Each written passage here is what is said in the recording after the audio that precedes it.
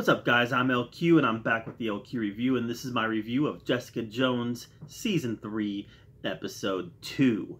So again, I'm doing I'm watching this season kind of at my own pace, and I'm just going to kind of review every episode when I'm done with it.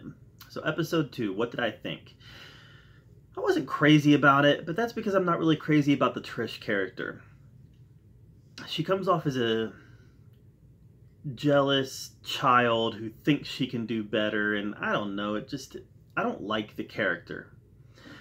And I know that the character has a history in the comics, and that the character becomes a superhero in the comics, but I just don't like the character. And this is an episode that focuses almost entirely on Trish.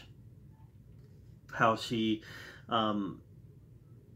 after she kills Jessica's mother, they drift apart. She finds out she has superpowers. She goes into training and she perfects her skills, and then she starts, working on becoming that superhero. She takes somebody down for stealing somebody's cell phone. He recognizes her, and then he tries to sue her. Even though she was the pursuer and he was the thief, she still battered him. So she tries to get him to settle.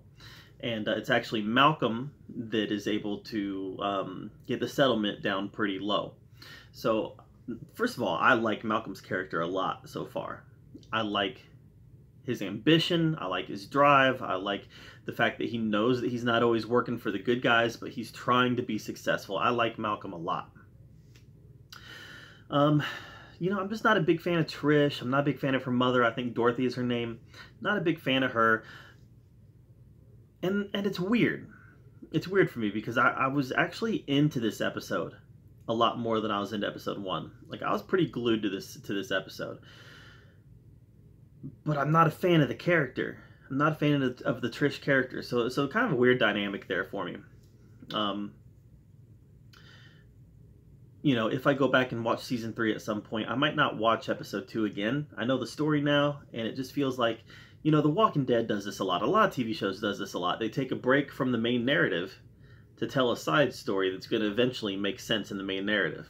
It's going to eventually impact the main narrative. And I feel like that's what they did here. They detoured to tell Trish's backstory, because now Trish is going to have a big role moving forward. Eventually in this episode, we get caught up to where we're at now. Jessica Jones is in the hospital. She'd just been stabbed at the end of episode 1. And Trish is able to tell Jessica Jones who it is. I think Brant was his name. And now Jessica Jones she's going to go get him. She's going to go get him. And I think Trish is going to go with her. So I think they're going to work together. Even though they're still kind of estranged, that their relationship has been through some problems. I think that moving forward, we're going to see Trish going with Jessica to get the bad guys, including Brant. So that's kind of where I think we're at right now. This wasn't a bad episode. It's just not one that really, again, it wasn't the main narrative. Episode 1 ended with a bit of a cliffhanger. And now we gotta wait all the way to episode 3 to figure out what happened with that cliffhanger. So I understand why they do these side branches, but I don't know. I just wish there was a more effective way of doing it, because to me, it wasn't a filler episode. Filler episodes that's the wrong term. It was a necessary episode that I don't ever need to see again, because now I know the story, and it was a break from the main story. So that's where I am on it. I like the episode enough.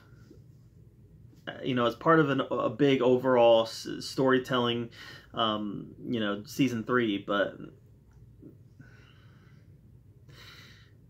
I said I liked it enough. I don't, like I said, don't ever need to see it again. But again, I'm not a big fan of the Trish character. I think that she comes off as spoiled. She comes off as envious. I want to be a hero too. My best friend's a hero. I want to do that too. I think I can do it better because I have a better moral compass than Jessica Jones does. I don't know. That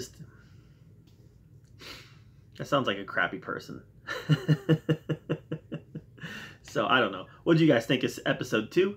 Let me know in the comments down below. Thank you so much for being here at the A.K.A. Review, where we get to talk about all the geeky, nerdy stuff that we love to talk about. Until next time, we'll see you later.